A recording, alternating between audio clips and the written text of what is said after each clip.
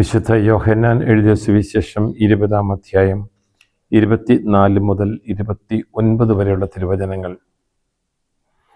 12 പേരിൽ ഒരുവനും ദിദിമോസ് എന്ന് വിളിക്കപ്പെടുന്നവരുമായ തോമസ് യേശുതമ്പുരാൻ വന്നപ്പോൾ അവരോട് കൂടെ ഉണ്ടായിരുന്നില്ല. അതുകൊണ്ട് മറ്റ് ശിഷ്യന്മാർ അവനോട് പറഞ്ഞു, ഞങ്ങൾ കർത്താവിനെ കണ്ടു. എന്നാൽ അവൻ പറഞ്ഞു, അവൻ്റെ കൈകളിൽ ആണികളുടെ പഴുതുകൾ ഞാൻ കാണുകയും അവയിൽ എൻ്റെ വിരൽ ഇടുകയും അവൻ്റെ പാർശ്വത്തിൽ എൻ്റെ കൈവയ്ക്കുകയും ചെയ്തല്ലാതെ ഞാൻ വിശ്വസിക്കുകയില്ല. 8 ദിവസങ്ങൾക്ക് ശേഷം വീണ്ടും അവൻ്റെ ശിഷ്യന്മാർ വീട്ടിൽ ആയിരുന്നപ്പോൾ തോമസും അവരോട് കൂടെ ഉണ്ടായിരുന്നു. വാതിൽ അടച്ചിരുന്നു. യേശുതമ്പുരാൻ വന്ന് അവരുടെ മധ്യത്തിൽ നിന്നുകൊണ്ട് പറഞ്ഞു, നിങ്ങൾക്ക് സമാധാനം. അവൻ തോമസിനോട് പറഞ്ഞു, നിന്റെ വിരൽ ഇവിടെ കൊണ്ടുവരിക, എൻ്റെ കൈകൾ കാണുക, നിന്റെ കൈ നീട്ടി നിന്റെ പാർശ്വത്തിൽ വയ്ക്കുക. അവിശ്വാസിയാകാതെ വിശ്വാസിയായിരിക്കുക. തോമസ് പറഞ്ഞു, എൻ്റെ കർത്താവേ, എൻ്റെ ദൈവവുമേ. യേശുതമ്പുരാൻ അവനോട് പറഞ്ഞു, നീ എന്നെ കണ്ടതുകൊണ്ട് വിശ്വസിച്ചു. കാണാതെ തന്നെ വിശ്വസിക്കുന്നവർ ഭാഗ്യവാന്മാർ. മിശിഹായിൽ ഏറ്റവും പ്രിയമുള്ളവരെ, ഭാരതത്തിൻ്റെ അപ്പോസ്തലനായ നമ്മുടെ പുണ്യപിതാവായ മാർ തോമാ ശ്ലീഹായുടെ തിരുനാൾ ദിവസമാണ് ജൂലൈ മാസം 3-ാം തീയതി. ക്രിസ്ത്യാനിയായ ഓരോ വ്യക്തിക്കും അഭിമാനത്തിൻ്റെയും ആനന്ദത്തിൻ്റെയും അതിലൊക്കെ ഉപരി വിശ്വാസ ദൃഢതയുടെയും ദിവസമാണ് ദുഃഖ്രനോ പെരുന്നാൾ. നമ്മുടെ എല്ലാവരുടെയും വീടുകളിൽ തോമസ് എന്നു പേരുള്ള ഒരാളെങ്കിലും കാണും. ഈ തിരുനാൾ ദിവസത്തിൻ്റെ എല്ലാ അനുഗ്രഹങ്ങളും പ്രാർത്ഥനാപൂർവ്വം എല്ലാവർക്കും ഞാൻ നേരുന്നു. നമുക്കറിയാം, 12 അപ്പോസ്തലന്മാരിൽ ഒരാളാണ് മാർ തോമാ ശ്ലീഹ. AD 52 മാർ തോമാ ശ്ലീഹ ഭാരതത്തിൽ വന്നു. കൊടുങ്ങല്ലൂർ കേരളത്തിൽ വന്നു. 7 പള്ളികൾ ഇവിടെ സ്ഥാപിച്ചു. എഡേസായിൽ നിന്നും ഇവിടെ വരുവാൻ വാഹനമാർഗങ്ങൾ വളരെ തുച്ഛമായിരുന്നിട്ടും വളരെ ത്യാഗങ്ങൾ സഹിച്ച് അന്ധവിശ്വാസങ്ങളുടെയും അനാചാരങ്ങളുടെയും മന്ത്രവാദങ്ങളുടെയൊക്കെ നാടായ ഭാരതത്തിലേക്ക്, ജാതി സ്പർദ്ധയുടെ നാട്ടിലേക്ക് മാർ തോമാ ശ്ലീഹ വന്നു. അദ്ദേഹം യേശു എന്ന ഏകരക്ഷകനെ പ്രസംഗിച്ചു. ഒരുപാട് ത്യാഗം സഹിക്കേണ്ടി വന്നു. AD 72 മൈലാപ്പൂരിൽ ഒരു രക്തസാക്ഷിയായിട്ട് അദ്ദേഹം മരിച്ചു. കേരളത്തിൽ 7 പള്ളികൾ അദ്ദേഹം സ്ഥാപിക്കുവാൻ ഇടവന്നു എന്നാണ് ചരിത്രം സാക്ഷിക്കുന്നത്. അദ്ദേഹത്തിന് ശേഷം കേരള ക്രിസ്ത്യാനികൾ, ഭാരത ക്രിസ്ത്യാനി വിളിക്കപ്പെട്ടിരുന്നത് മാർത്തോമ ക്രിസ്ത്യാനികൾ എന്നാണ്. മാർത്തോമ നസ്രാണികൾ. നമുക്കറിയാം, മാർ തോമാ ശ്ലീഹയെക്കുറിച്ച് വേദപുസ്തകത്തിൽ എടുത്തു പറയുന്ന 3 സംഭവങ്ങളേ ഉള്ളൂ. അപ്പോസ്തലനെ ദൈവം യേശുതമ്പുരാൻ തിരഞ്ഞെടുത്തതിന് ശേഷം അദ്ദേഹത്തിൻ്റെ സാന്നിധ്യം വെളിപ്പെടുത്തുന്ന 3 സംഭവങ്ങൾ. 3ഉം വേദപുസ്തകത്തിലെ ചരിത്ര സംഭവങ്ങളാണ്. 1 യോഹന്നാൻ എഴുതിയ സുവിശേഷം 11-ാം അധ്യായത്തിൻ്റെ 16 വാക്യങ്ങളിലാണ്. ലാസർ മരിച്ചു. കർത്താവ് ലാസർ മരിച്ചു നേരത്തെ അറിഞ്ഞിരുന്നു. കർത്താവ് അവിടെ ഉണ്ടായിരുന്നില്ല. ഈ ലോകത്തിൽ കർത്താവ് ആയിരുന്നപ്പോൾ ലാസറിൻ്റെ കുടുംബമാണ് മാനുഷികമായി ഏറ്റവും കൂടുതൽ കർത്താവ് സ്നേഹിച്ചിരുന്ന കുടുംബം. മാർത്തയെയും മറിയത്തെയും താൻ ആവർത്തിച്ച് ആ വീടുകളിൽ പോയിരുന്നു. ആ വീടിൻ്റെ സൗഹൃദം സ്വീകരിച്ചിരുന്നു. ആ വീട് കൊടുത്തിരുന്ന വലിയ പരിചരണം, വലിയ ആശ്വാസമായിരുന്നു യേശുവിന്. തൻ്റെ ദുഃഖത്തിൻ്റെയും വേദനയുടെയും പ്രയാസങ്ങളുടെയും അവഗണനയുടെയൊക്കെ സമയങ്ങളിൽ ആശ്വാസം കണ്ടെത്തിയിരുന്നത് ബഥാനിയയാണ്, ആശ്വാസത്തിൻ്റെ ഭവനം. അവിടുത്തെ മകനാണ് ലാസർ. ലാസർ മരിച്ചു എന്ന് കർത്താവ് അറിഞ്ഞു, രോഗിയായിരുന്നു എന്ന് അറിഞ്ഞു. പക്ഷേ കർത്താവ് അവനെ കാണാൻ പോയില്ല.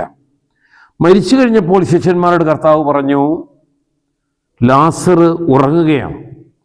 ശിഷ്യന്മാർ പറഞ്ഞു, അവൻ ഉറങ്ങുകയാണെങ്കിൽ ഉണർന്നോളും, പക്ഷേ അവൻ മരണമെന്ന ഉറക്കത്തെക്കുറിച്ചാണ് പറഞ്ഞത്. അപ്പോൾ ശിഷ്യന്മാർ പറഞ്ഞു, ഫിലിപ്പോസ് പറഞ്ഞു, നിന്നെ ഇപ്പം തന്നെ യഹൂദന്മാർ കൊല്ലാനിരിക്കുകയാണ്. പല പ്രാവശ്യം കർത്താവിനെ കൊല്ലാൻ അവർ ശ്രമിച്ചു. കർത്താവിൻ്റെ ഇടയിൽ കൂടി കടന്നുപോയി, കാരണം അവൻ്റെ സമയം അടുത്തിരുന്നില്ല.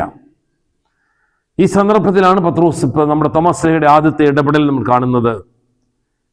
കർത്താവിനോട് പറയും, ശിഷ്യന്മാരോട് പറയും, നമുക്കും പോകാം, അവനോടുകൂടി പോയി മരിക്കാം. കർത്താവിനെ കൊല്ലുകയാണെങ്കിൽ കർത്താവിൻ്റെ കൂടെ മരിക്കാൻ സന്നദ്ധത പ്രകടിപ്പിക്കുന്ന നമ്മുടെ പുണ്യപിതാവിനെ നമ്മളിവിടെ കണ്ടുമുട്ടുന്നത്. രണ്ടാമത്തെ സുവിശേഷ ഭാഗം യോഹന്നാൻ എഴുതിയ സുവിശേഷത്തിൻ്റെ 14-ാം അധ്യായത്തിൻ്റെ 6-ാമത്തെ തിരുവചനത്തിലാണ്.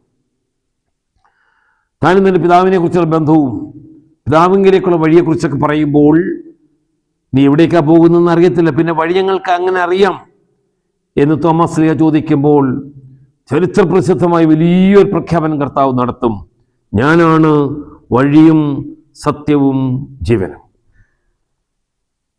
ഈ പ്രപഞ്ചത്തിലെ മുഴുവൻ വ്യക്തികൾക്കും നടപ്പാത യേശുവാണ്, വിശ്വാസ സത്യം യേശുവാണ്, ജീവന്റെ ഉറവിടം യേശുവാണ്.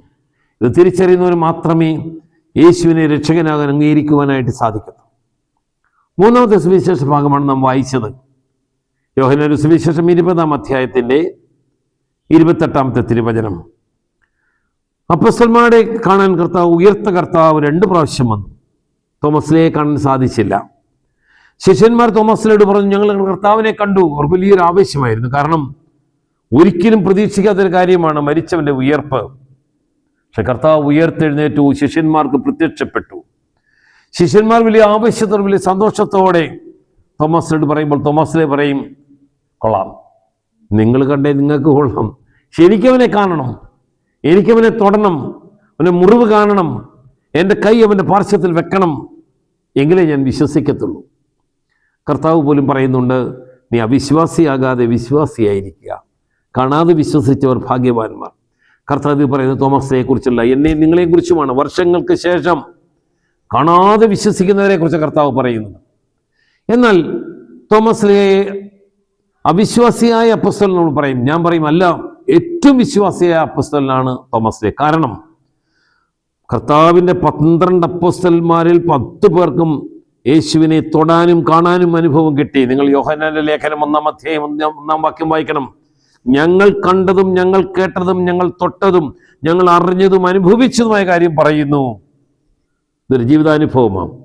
തോമസിനെ കണ്ടില്ലായിരുന്നെങ്കിൽ, തോമസിനെ തൊട്ടില്ലായിരുന്നെങ്കിൽ തോമസിലേക്ക് എങ്ങനെ പറയാൻ സാധിക്കും? ഞങ്ങൾ കണ്ടതും കേട്ടതും, ഞാൻ കണ്ടതും കേട്ടതും എന്ന് പറയാൻ സാധിക്കത്തില്ലായിരുന്നു. പത്രോസ് കണ്ടതും കേട്ടതും ഞാൻ പറയാനൊക്കത്തുള്ളായിരുന്നു.